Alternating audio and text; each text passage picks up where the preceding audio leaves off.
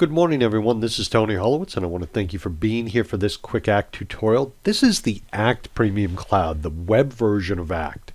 And I had a client ask me, how do you change the layout in Act? And the layout is what you see here on the screen. And when you use Act, it comes with some standard layouts that you can choose from.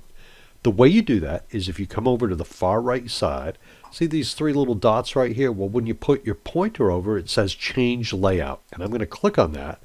And these are some of the layouts that I can choose from. So I'm going to use the last one, Web Contact Layout Premium, just to show you what this looks like. It's some subtle differences, but this is how you change it.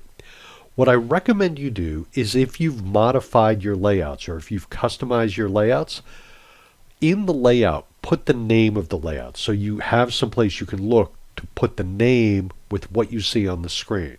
And in a different tutorial, I'll show you how to do that so you can add the name to that layout. And that just makes it easier when you look at it, because sometimes when you're looking at it right now, you don't know what you're truly looking at. So again, if you want to change the layout, just go up to the three little dots. I'm going to choose the basic contact layout 1024 by 768, and you'll see it's subtly different. Not a lot different, but just subtle differences. And that's how you change the layout.